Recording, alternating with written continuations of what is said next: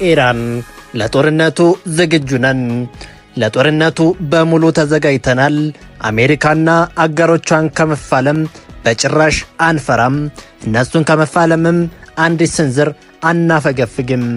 ይህ የኢራን እስላማዊ ዘብ ጦር IRGC ዋና አዛዥ የዛሬ መግለጫ ነው። በአሜሪካና ኢራን መካከል ያለው የጦርነት ጉሰማ ተካሮ ሲቀጥል አሜሪካ የቦምብ ጣይ አውሮፕላኖቿን ከኢራን በቅርብ ርቀት የሚገኘው ዲያጎ ጋርሻ የጦር ሰፈሯ እያጓጓዘ ትገኛለች። በተጨማሪም የጦር ጀት ተሸካሚ መርከቦቿን ወደ ህንድ ውቅያኖስና ቀይ ባህር ማጓጓዟን ቀጥላለች። ኢራን በበኩሏ የጦር ኃይሏ በተጠንቀቅ እንዲቆም አዛለች። ሚሳኤሎቿም ተሰድረው የጠላት አቅጣጫን እንዲያልሙ ተዘጋጅተዋል።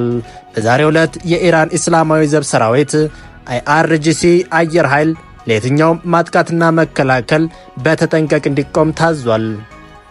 የIRGC ዋና አዛዥ በኢድ ዕለት ባስተላለፈው መልእክት አሜሪካ ማለት መስታወት ላይ ቆሞ ድንጋይ እንደሚወራወር ሰው ነች።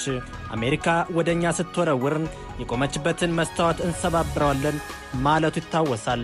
ትራምፕም ዝቷል፣ ኢራንም ዝታለች። ኔታንያሁ በጉዳዩ ለመምከር ከቀናት በፊት አሜሪካ ገብተዋል። ኢራን አጻፋዊ ምላሿ አሜሪካና እስራኤልን ብቻ ሳይሆን እንግሊዝንም የሚያካትት መሆኑን ገልጻለች። በእኛ አይን እንግሊዝ ከአሜሪካ ተነጥላ የምትታይ አይደለችም ብላለች። ነውጠኛው ትራምፕ ከሁለተኛ ዓለም ጦርነት በኋላ ግዙፉን ጦር ለመክፈት የቦምብ ምላጩን ስቦ ይገኛል። የጦርነት ነጋሪቱም በሁሉም በኩል እየተደረቀ ነው።